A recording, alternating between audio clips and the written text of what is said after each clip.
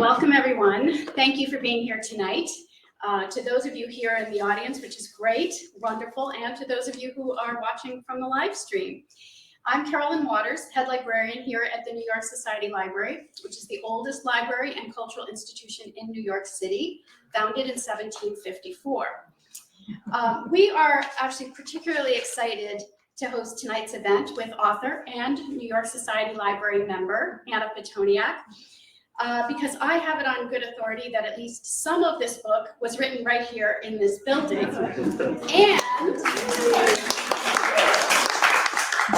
And today is the actual publication date for Our American Friend. So congratulations, and we are so thrilled that you're going to celebrate. Our American Friend is a work of fiction, but it's hard not to resist comparing the parallels to a recent dysfunctional president and his foreign-born wife. This is intentional. As Anna wrote on her blog, she spent the latter half of the Trump presidency preoccupied with writing the novel. I was lucky enough to have an art to read of the book earlier this summer, and I tore through it, I think, in a day while lazing around in a hammock. So I'm not going to give anything away because you need to read the book, other than to read the jacket flap, which says, "A mysterious first lady, the intrepid journalist writing her biography, and the secret that could destroy them both." Kirkus Reviews says this lively political thriller molds love, loyalty, and the rewards of playing the long game. Alan First, who's a big favorite of New York Society Library members, says Anna Pitoniak's Our American Friend is a smart political thriller, sharply observed and well written. And fresh off the press, today in the New York Times, Pitoniak doles out the First Lady's backstory in elegant, gulpable chapters. She skillfully nests each Russian doll inside the next, keeping each chapter of the story intact as she builds a new one around it. The result is an elegant and well-paced thriller. Anna Pitoniak is also the author of 2 previous novels, Necessary People and The Futures. Before becoming a full-time author, she was a senior editor at Random House. She also has a blog, which I highly recommend, especially if you're nosy like I am about writerly musings and rituals. In conversation with Anna tonight is Jonathan Darman. Jonathan is a journalist and author who writes about American politics and history. His first book, Landslide, Lyndon Johnson and Ronald Reagan at the Dawn of a New America, tells the story of 1,000 days in the mid-1960s when 2 iconic presidents transformed the nation's politics. He's a former political correspondent for Newsweek who has profiled leading figures in contemporary politics, including Bill and Hillary Clinton, Mitt Romney, Rudy Giuliani, and many others. Please welcome Jonathan Darman and Anna Pitoniak.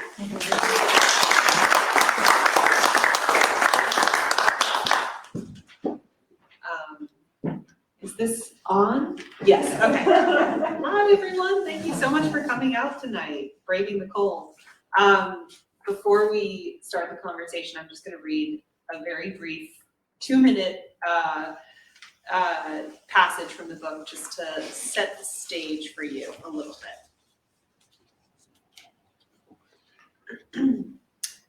Lunch was served in the family dining room on the first floor of the residence. Despite the friendly-sounding name, the room was large and formal, with a footprint that could have easily swallowed my entire apartment. A sparkling chandelier hung overhead, the light reflected in the glossy surface of the dining table. A gilt-framed mirror above the fireplace made the room look even bigger. Mrs. Kane sat at the head of the table, and I sat kitty-corner to her right, the 2 of us alone except for the occasional appearance of a White House butler, a gracious older man in a tuxedo. The weather had shifted overnight, a cold gray squall sweeping in. Rain spattered against the window panes, but the room remained immaculately silent, insulated by layers of glass. The First Lady told me what she could provide. Access to her, of course, but also access to her mother and sister, both of whom frequently stayed in the White House residence. Her mother had kept journals during the Paris years. I could use those, too. There were old photo albums. And if I decided it was necessary, she would encourage the president to cooperate with an interview. After a moment, she continued, "Sophie, I can see that you're hesitant. So what can I do? How can I show you that I plan to be candid?" She lifted an eyebrow. "You once asked about my father, the work he did in Paris. What if I answer that question right now?" "With respect, Mrs. Kane," I countered, You and I both know that's not such a big mystery. Your father was KGB. She didn't even flinch. That was a yes. Inwardly, I did a little fist pump. All right, she said. She lifted her tea, blowing away the ghostly steam, taking a small sip. Leaving aside my father then, let me tell you about another person I lost, Alexander Krlansky. Look for his name in the archives of Le Monde or any other Parisian newspaper around December 1985. You'll find a story about him, a young man who died a tragic death. They said it was suicide, but it wasn't suicide. Alexander Krlansky, I echoed. Who was he? She smiled sadly. He was the great love of my life.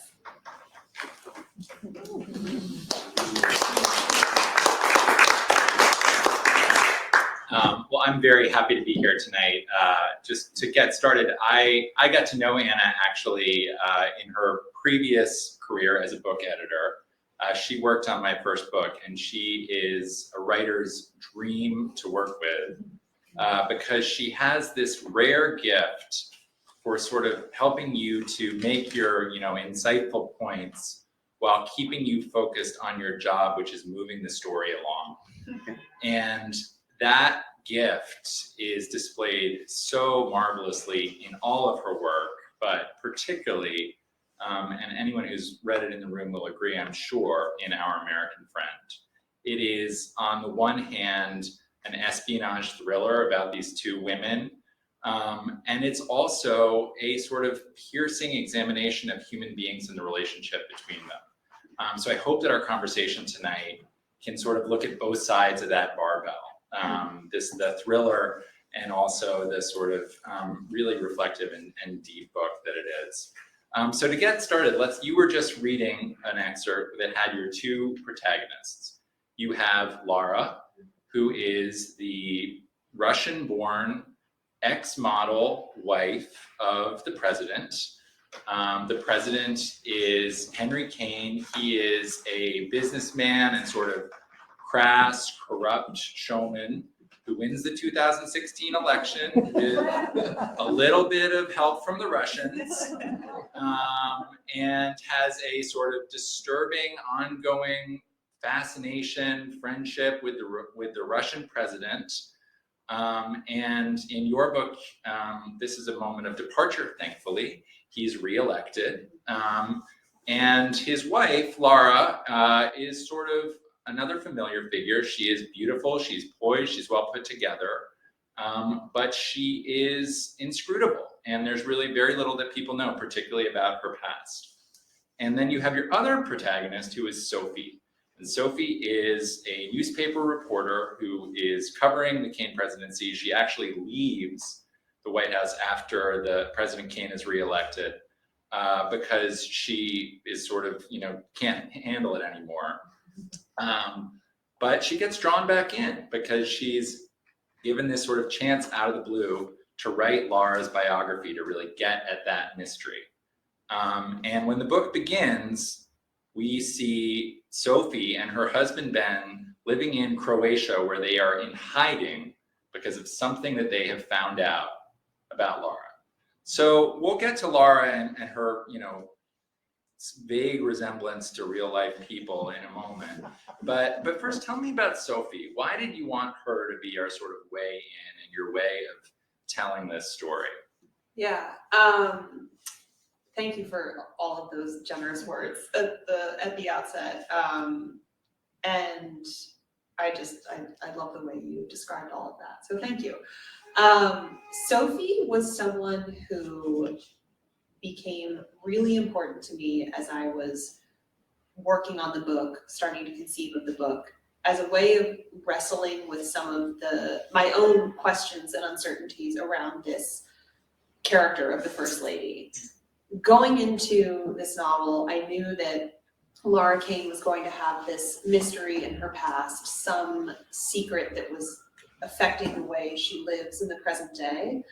But I didn't know what the secret was at the outset. I had some vague ideas, but nothing that was absolutely certain. And as part of that, I didn't know how I felt about her. I felt this profound sense of kind of moral unease when I was confronted with this character of the First Lady, because she has her own opinions, her own agenda, which we see coming to light over the course of the story, but she's also, party to this presidency, this administration that's causing a lot of pain and a lot of suffering. And even though this is fiction, I think that you have to take those things seriously in fiction. I think fiction has an obligation to grapple with whatever is going on in that universe that you, as the writer, have created. So I knew that I didn't want to situate myself solely and exclusively in Laura's perspective, because I wasn't sure I could gin up enough sympathy for her to want to spend 350 pages with her. I felt a little bit removed from her, and Sophie was my way of occupying that removal and actually leaning into it as a source of complexity and ambiguity around the character of Laura. So Sophie was someone who she had her own kind of mysterious qualities to me as I was writing my way through the story. But she was also my way of wrestling with a lot of questions I myself felt here in the real world about what makes a person, complicit in something else. Where do we draw that line between empathy and endorsement? That can be a very fuzzy and complicated boundary.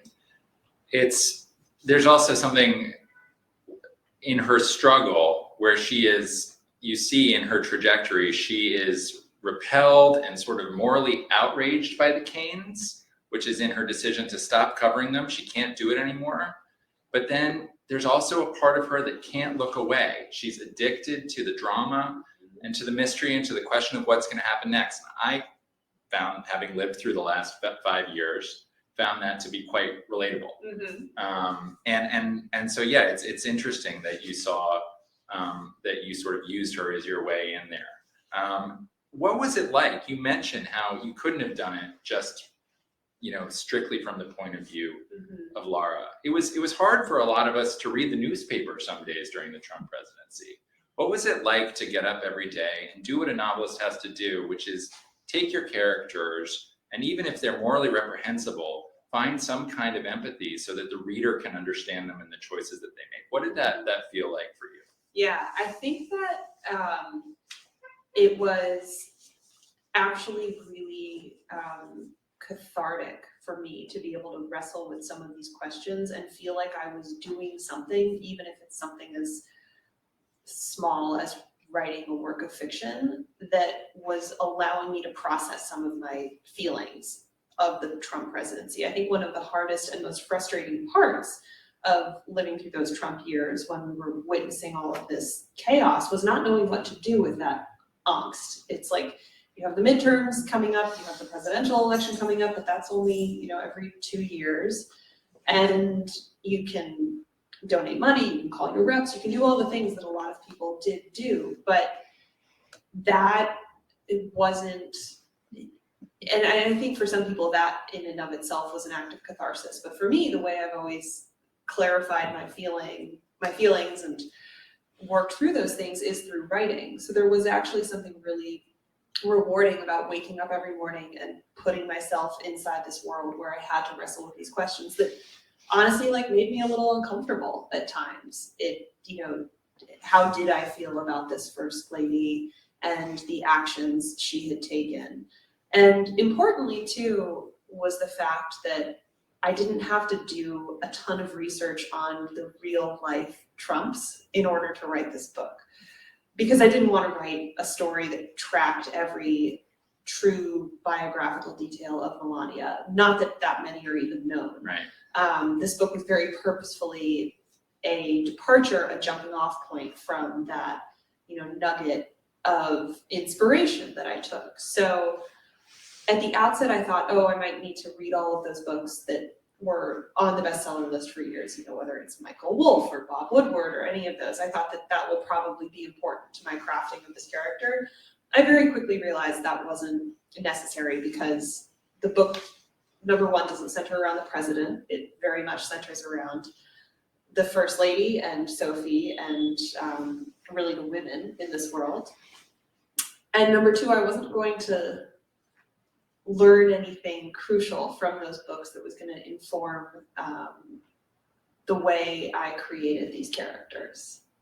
I mean, I think this is a book as much for people who are drawn to sort of Cold War espionage stories as it is for people who want a hidden history of the Trump years. It's not that. And I wonder, is there a certain point when you were working on this where it really felt like, oh, this is Laura, it's not Melania, where you sort of, you know, were, because Melania is sort of a great jumping off point because she's so blank.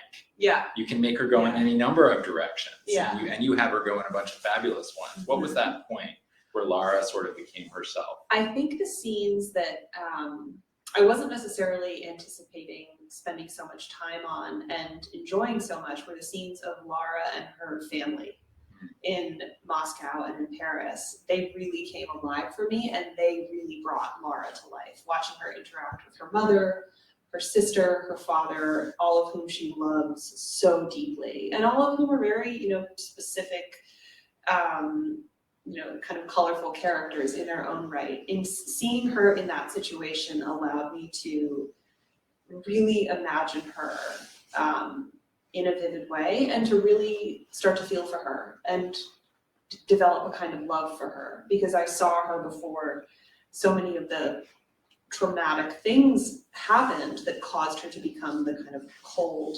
icy, you know, stone-faced first lady who we meet at the beginning of the book. So those scenes were really, really rich and rewarding to write. Without giving away too much, give us a sense of sort of where Laura comes from and how that then sets up this really great espionage story. So I alluded to this in the little piece I read from at the beginning. So it's not really giving anything away, but Laura is the daughter of a high-ranking KGB officer who is from this very well-connected family in Soviet Russia, where connections matter a great deal, much more so than, you know, the money you made, because it was a communist society. He was part of that elite that gave them a certain amount of protection. So she and her sister grew up in Moscow, and then when they were quite young, her father got stationed at the KGB Residentura in Paris. So she grew up for the majority of her childhood there and had a taste of these kind of Western freedoms and Western ideals, which wound up having an effect on her over time, including with the people she, you know, fell in love with as a teenage girl, the kind of perspectives she collided with. So that is really the story of her youth in Moscow and in Paris. And then we have the person she is in present day, and there's this big blank spot between those two, which is really what Sophie spends the majority of the book trying to fill in.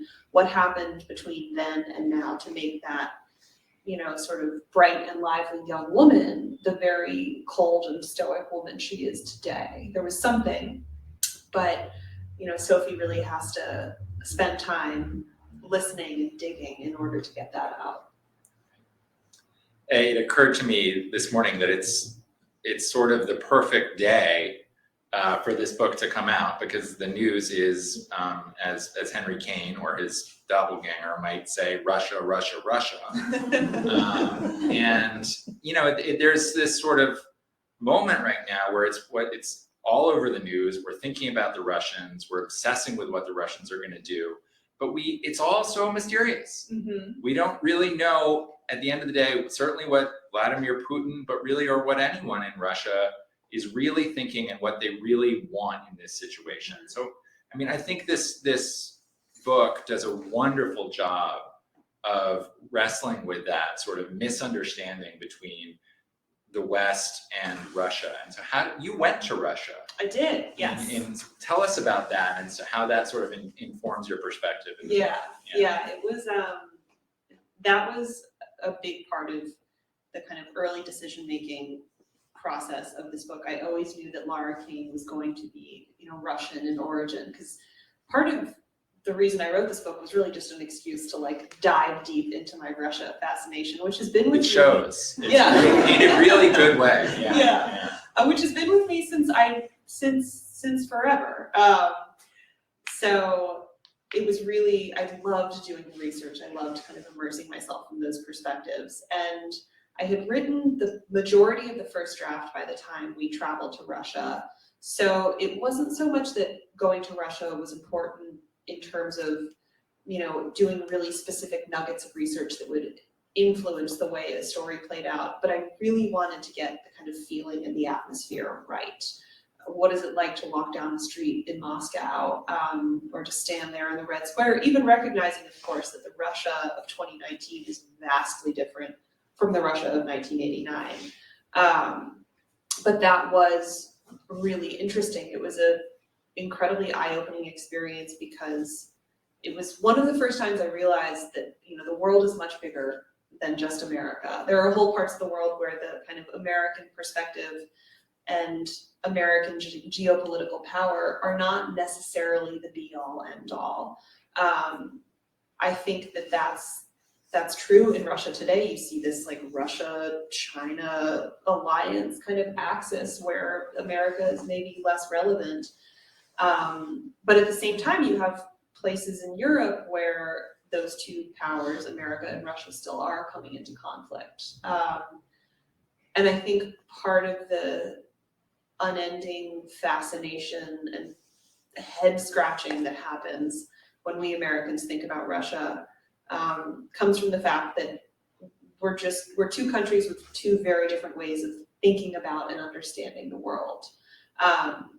Like there's a little nugget in the book, and this isn't really a spoiler either, because this is based on real life, where Fyodor, Laura's father, describes to her this thing called Operation Ryan, which was a real thing that the KGB did in the 1980s, where they had certain mechanisms in place to monitor the West and try and get advance notice of a potential nuclear attack coming if America was to attack Russia. And the way they thought they were going to be tipped off to this was they were monitoring the bankers, the priests, they were monitoring the slaughterhouses, because they thought, oh, for sure the West will give advance notice to the priests and the powerful businessmen, because they're part of the cabal that gets advanced notice. And of course they're going to be stockpiling things like hamburger and beef because of the We can't live without our hamburgers. Yeah. So it was like that's how they were. They spent real time and money and resources monitoring those places, because that was going to be the thing that gave them advance notice, which is just I don't think that would ever. Well, I shouldn't say, because maybe this is something the Americans did in monitoring Russia, but it's just such a curious thing to fixate on. Yeah. So I want to go back to your research trip. So you're there and you have this amazing observational ability. You're trying to fill in all these details about the way that Russian people live. And you're this Westerner. Were you worried that your questions and your sort of eye was going to catch the attention of the authorities? I did have this moment before we got on the plane to Russia where I thought, I hope we had a tourist visa, but I thought, I doubt they're going to, really give us the third degree about why we're going to Russia, because I'm not a journalist, never worked for the government, neither did or does my husband. But it did occur to me that, I guess, if they were to look on my computer, they might find some things that would look a little suspicious. Like many, many, many copious notes I'd taken while doing research on the CIA and the KGB. I had a document on my computer from, all the hours I'd spent reading books here from the library, squirreled away in the stacks. The document was literally called CIA and Spying Notes. God. And the night before the flight to Moscow, I thought, oh, shit, I should change that. And then I thought, but if I change it, does that make it look more suspicious? And then I thought, I'm starting to think like a Russian with too much of the circularity. So, no, they waved us. And they've been reading your email ever since. Yeah. And then I thought, if they've really hacked me, then I'm toast. If they've made up their mind about me, I would have been very flattered if they did. They did not. I mean, you were very serious about your research. You also went to the CIA. Yes, I did. What was After that like? Russia? After crucially. Russia. I think had I flip-flopped the two, I would have been like very Right, you very really would have nervous. gotten it. Okay, so you go to the CIA. What's that like? Did you get the sense that a lot of novelists come in through the door there, and did they try to recruit you? They, look, I wouldn't be allowed to say if they tried Right. to recruit me, but no, I mean, literally, like, I wanted to recruit me, Yeah. but I think that kind of, like, thirstiness doesn't play well there. It is something they do, I think, with some regularity. They meet with novelists, with screenwriters, in an effort to help them get their depiction of the intelligence services, somewhat accurate. That said, it wasn't like there was a contact us form I could fill out on the website. I have a friend who works in Washington who has his own connections to that world, who, when he heard about the book I was working on, said, oh, like one of my old professors, knows somebody who knows somebody. So he put me in touch with someone in the press office, essentially, who I'm sure ran a background check on me and eventually set up a time for me to come in. It was really interesting. I met with an in-house psychologist and someone who now is essentially an in-house historian.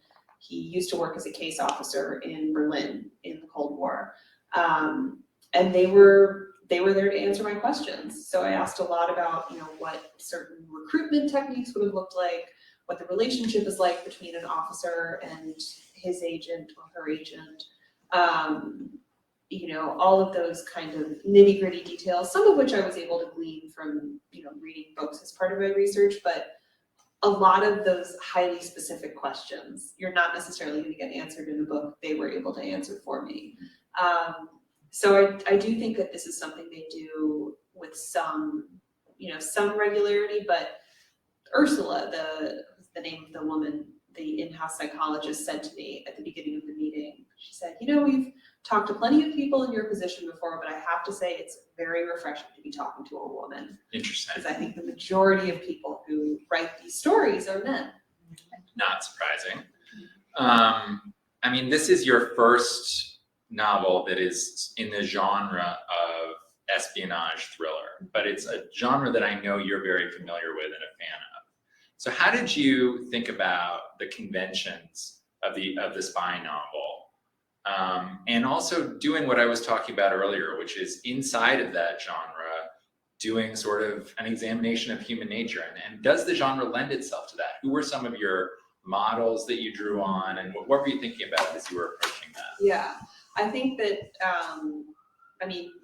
three of my all-time favorite espionage writers would be Alan First, who Carolyn mentioned earlier, and who I had the great privilege of working with at Random House.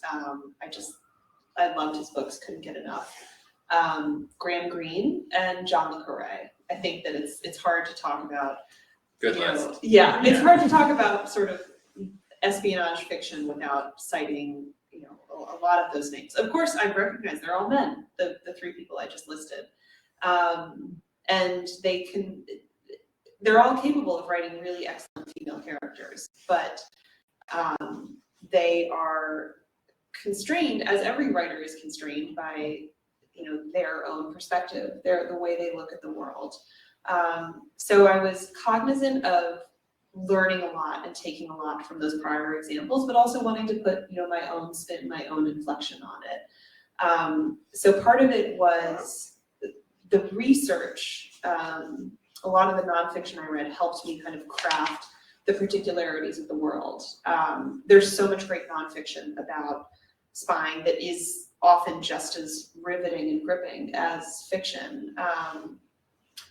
But once I was in that world, once I had kind of nailed down some of those particulars, I found myself thinking, what would this character be feeling in this moment? What would her doubts or uncertainties or fears be? And the amazing gift of writing this kind of like high stakes espionage fiction is that it is really high stakes. It's pushing you to this extreme, to this limit where you really do have to think about matters of life and death. And that's been something that I've been conscious of in each of my successive 3 novels. I think the stakes keep getting a little bit higher because I may be ready to like push myself into asking those questions that maybe I wasn't earlier. And that I find very rewarding. I mean, it's interesting because each of your novels, particularly these last two, deal with the sort of complexities in the relationship between women. And what this one shows is it really lends itself quite well to the spy novel, which is all about sort of, you know, conflicted, morally compromised relationships. And it's actually kind of amazing to me that we haven't seen it where you have two women at the center of it. So I feel like you've sort of stumbled into this great new direction for the genre. I hope so. And I think that we're probably playing catch up as a society a little bit, because in the past it might have been thought that, oh, only men want to read this kind of fiction. And so you get a sort of constrained sense from everyone from publishing houses to booksellers to whomever that, oh, this fiction kind of serves only this half of the audience. Right. But of course, I know plenty of women who love spy fiction, and thankfully, I think there's more and more room now to have more voices and more perspectives in there. Let's go back to Lara well, specifically to Melania for a second, because we've established that Lara is very different from Melania. Lara has great inner depth. She has this fascinating backstory. She's an artist. She's a really good judge of character. She knows what she wants, and she actually has sort of moral purpose and principle. Where did you come out on Melania? Because I think she's this rare, and as someone who writes about the president, she's this rare figure where we know almost as little about her after she left the White House as we did when she came in. Did you learn anything about her? I learned nothing about her that like any sort of typical consumer of news learned about her. I wish I could say I walked away with some like great nugget or insight about her. But I do think it's been really interesting to see how she held her silence with such discipline during those 4 years and has really held it since then too. You get these occasional books where it's like, you know, folks who worked for her saying this or that detail. And of course there were moments where she let her, you know, clothing choices kind of speak for themselves. I think that's really fascinating. But I think as I've gained a little bit of distance from this book and from sort of grappling with this Melania as character, I've come to believe that, you know, you sort of have to take people at their word and not assign these like secret layers of motive to them. I don't think that the real life Melania Trump was some kind of clandestine mole within her husband's administration. I could be wrong about that, but 99 times out of 100, you know, the actions speak for themselves. And her actions were that, you know, she stayed with him. She didn't visibly push back at all. So I don't feel a particular degree of, you know, admiration or affection for the real life Melania. Do I feel some sympathy for her for being married to such a blowhard of a man? Yes, although she's still choosing to be, like, she could leave. She does have that ability, even if it would be complex and difficult. So I guess I have some measure of conflicted feeling about her, but I think that the thing that struck me the most is just her absolute discipline. Like, she does not let a word slip ever, and that is like remarkable in its own way. Did you come away with any sort of new insight into this very bizarre institution of the First Ladyship? It's this office where women, I mean, Melania is sort of well suited for it in a certain sense because she doesn't have any affect or emotion. And they're very contrived. Did you think about that at all as you were creating this character? I did. I think what was really cemented for me in writing this book and thinking more broadly about the role of the First Lady is that every First Lady in modern history has wielded a lot of power. And that power can be wielded in different ways. It can be a very active sort of policy forward approach that you saw with Hillary Clinton, or with Michelle Obama. It can be maybe a sort of softer, gentler approach. If you saw that with, Laura Bush and her reading and literacy initiatives, sometimes it's the sort of Lady Macbeth figure behind the scenes, a la Nancy Reagan. There are many different ways that a woman in that position can exercise her power, but by virtue of occupying that position, she will obtain a certain amount of power, even if it's someone like Melania and she doesn't seem to want to have anything to do with that power and she doesn't say anything, she doesn't speak to the press. That silence in and of itself is a kind of power because it fascinates us and it makes us want to learn more. Like, I think the fact that Melania said nothing is actually a form of power. And Lara, your character, is very aware of the power that she has, and that's a big driver of the sort of narrative energy here. Yeah. She's judicious in how she's going to use it. Yeah, and that might be one crucial thing, or one of several crucial things that separates her from the real life Melania, is that Laura, as you said, is aware of that power and starts to feel, maybe some pricklings of conscience around that. Whereas the real life Melania, she might have fooled herself into thinking she didn't have any power, when in fact she did. Right. I want to ask what we might call a hyper-local question. So this book, if you love Paris, you do a beautiful job of evoking Paris in the 1980s. You make Moscow in the 70s seem fascinating. You do a really good job of evoking contemporary Washington. But another place where you have set this novel is the Upper East Side. It is where Sophie and her husband live. It's where they sort of bump into a bunch of sort of exotic and mysterious Russian exiles and emigres. We are in the Upper East Side right now. If I was going to construct the Our American Friend bus tour, what would be some of the real life stops along the way? And how did the neighborhood, it was mentioned that you wrote a lot of the book here in the Society Library. How did the neighborhoods, what made you want to ground them in this place? Yeah, well, I wrote this book, Our American Friend, after I had left my day job at Random House. So I wrote the entirety of this book here on the Upper East Side, while also spending more time than I ever had in this neighborhood before. So, in the past with the 9 to 5, it's like I would leave the neighborhood at 8:30 in the morning, come back at 5:30 or 6 at night, and just not see vast swaths of it. But you become much more attuned to certain, rhythms and inflection points throughout the day when you're in a coffee shop at 11 a.m. When it tends to be a little bit quieter, but maybe you see parents or nannies out with children in strollers. I became very aware that 2:30, 3 p.m. is just the crazy kind of after school rush, lots of kids on the street. And all of those little things I was observing certainly fed into the world I could picture in this book.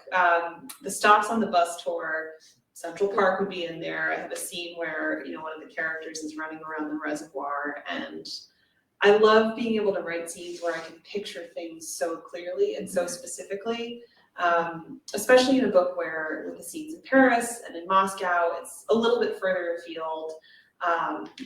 I have some sense of what it's like to walk those streets, but not the deep, deep familiarity. And I loved being able to kind of anchor myself in that. It felt like a treat to myself to be able to set a scene in Central Park or an unnamed grocery store in the book, but in real life it's Grace's Marketplace at 68th and 2nd, where there's this amazing cheese counter and this crazy expensive produce, and that's all real, and I love Grace's. Sophie realizes that she's trying to get information out of someone in that scene, and she realizes she has to pretend like she's there buying something. Yeah. What does she buy? She buys crackers and some jam, and it's $50.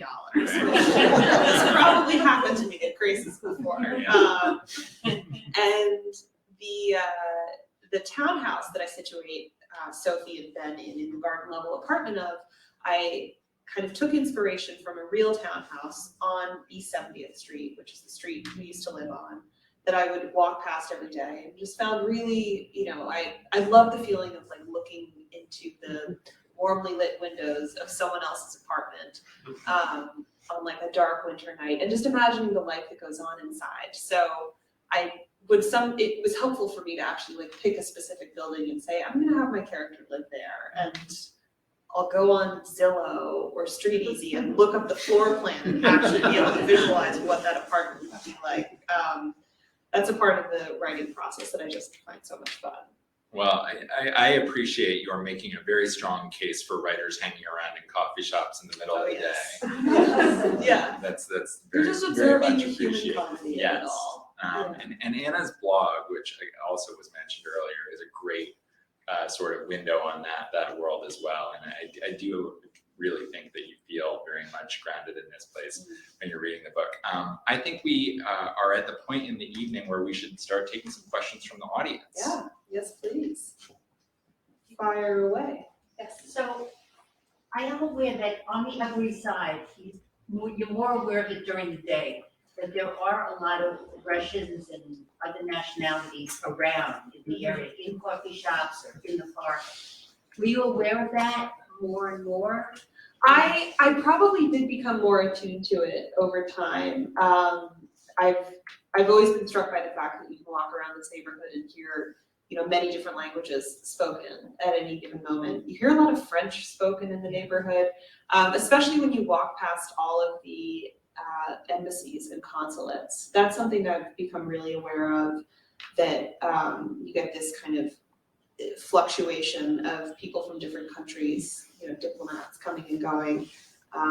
We're not far from like the Council on Foreign Relations, places like that, and that does give the neighborhood this kind of really interesting international flavor. Anna, it may not have been the exact townhouse, but wasn't there in very close proximity to that townhouse, a townhouse that did have a very romantic Russian Yes, heritage? it was that exact townhouse. Oh, it was? So this, and this is thanks to a book I read here at the library, a memoir by Francine Duplessis-Gray about her parents called Them. Her mother's name was Tatiana Orlov, which is kind of uncanny given that this was after I had named my character Orlov and Orlova, and her husband Alexander Lieberman, who is the, I think, creative director of Condé Nast for many years. And I was reading this memoir primarily to get this picture of this family of Russian emigres, what that was like, what it's like to grow up with that kind of culture. And about halfway through the book realized that the townhouse she was describing that they lived in was the townhouse down the street from me on East 70th Street that I would walk past every day. So that's when I took it as a sign where I was like, okay, that is definitely the house where they live. And the house was actually for sale for a long time, unfortunately well beyond my budget. But it was cool to be able to look up the listing and look inside of it, and to really feel the presence of that history, on the street. Yes. So it sounds like you're reading all the time when you're writing and a lot of research, but do you ever read, are you ever able to read for pleasure, and what do you read for pleasure while you're writing, like when you're in the middle of a project?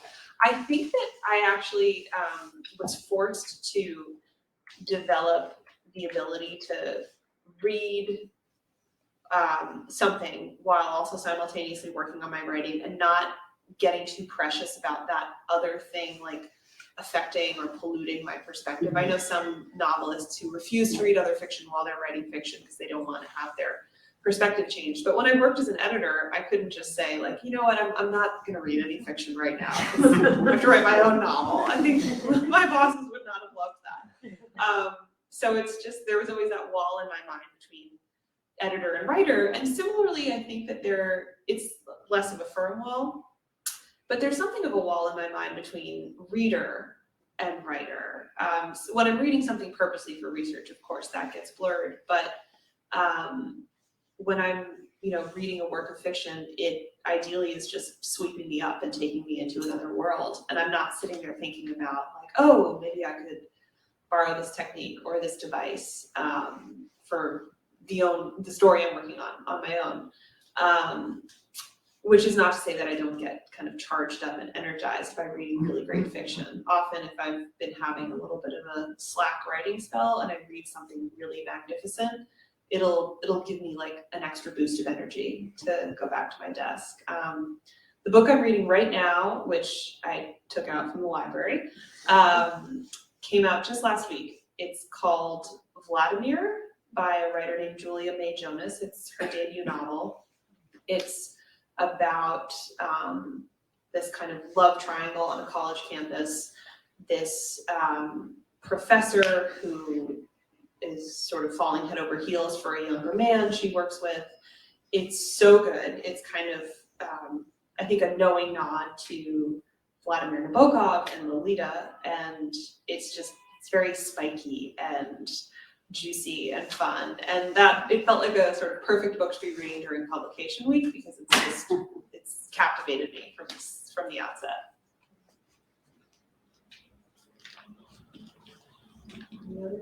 Yes. Is there, does Mara have a young son in this book?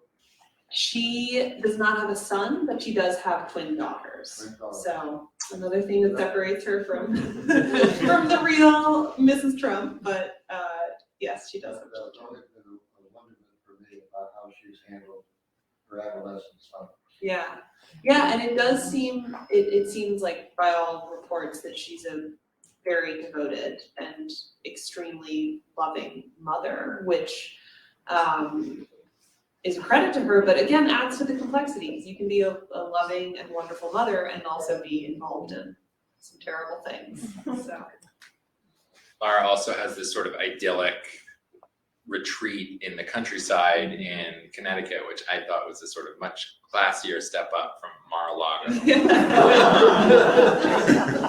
Sort of that's another way of sort of delineating that it's a different kind of person we're talking about. exactly.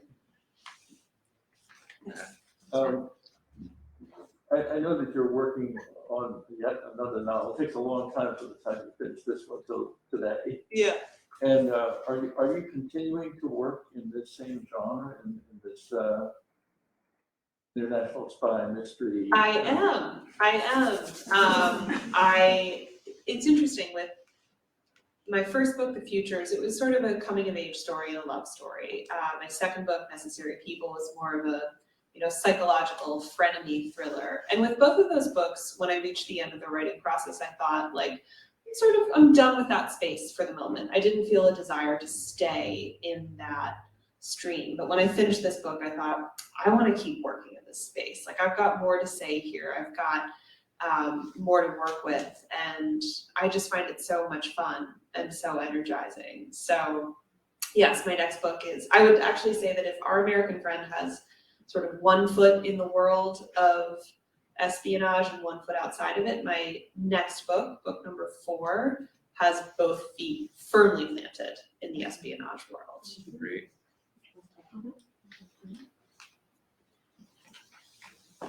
Any other questions? I think you had said that you wrote some of the book here at the library. Yes. Have libraries always been like an important part of your life and inspirational? They have. I've always loved libraries. I would say that when I worked in book publishing for many years, I spent much less time in libraries, partially because I was lucky enough to just get lots of books for free from working in publishing. But as soon as I left publishing, I kind of came right back to that. But yes, absolutely. Whether in college, I did a lot of work, a lot of writing in libraries. And as a kid, I grew up in a small town where, reading was not the sort of primary interest or pastime of a lot of people there. But I always found such a sense of kind of grounding and community in the local library. I couldn't get enough of it as a kid. And I think that's true for a lot of people growing up. Libraries are just like a source of magic and transport.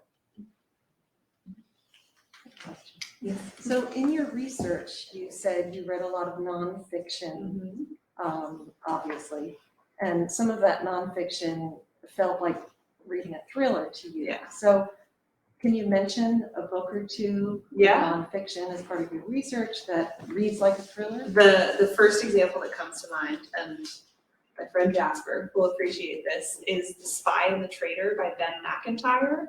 He is a British writer. He writes primarily about, MI6, but also the KGB, the CIA.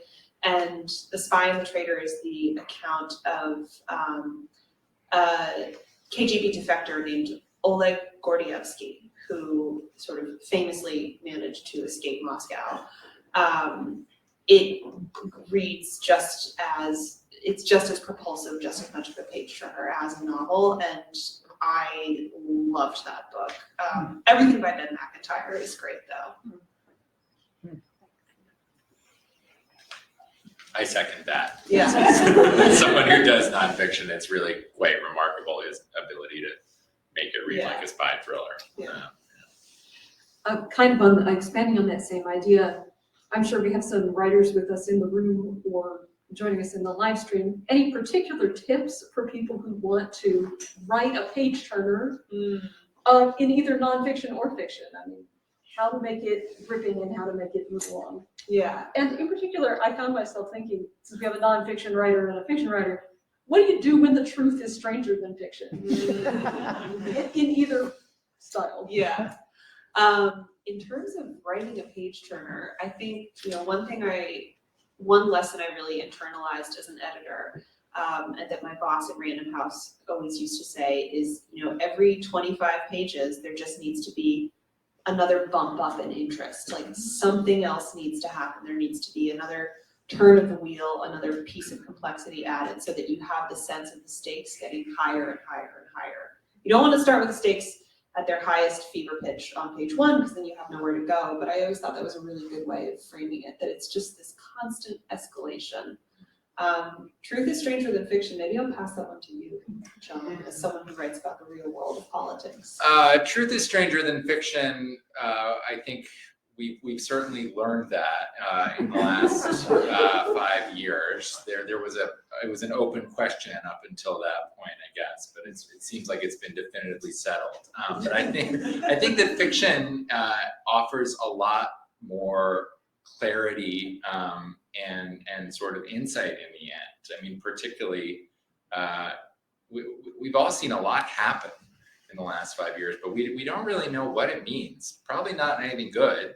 But I think what's so nice about novels like yours is it's a way of sort of lifting us out of that and letting us see something that's more timeless and more universal. And I think it's even more commendable that you were able to do that while having to, immerse yourself in the Trumps. And it's why the book really feels like such an achievement.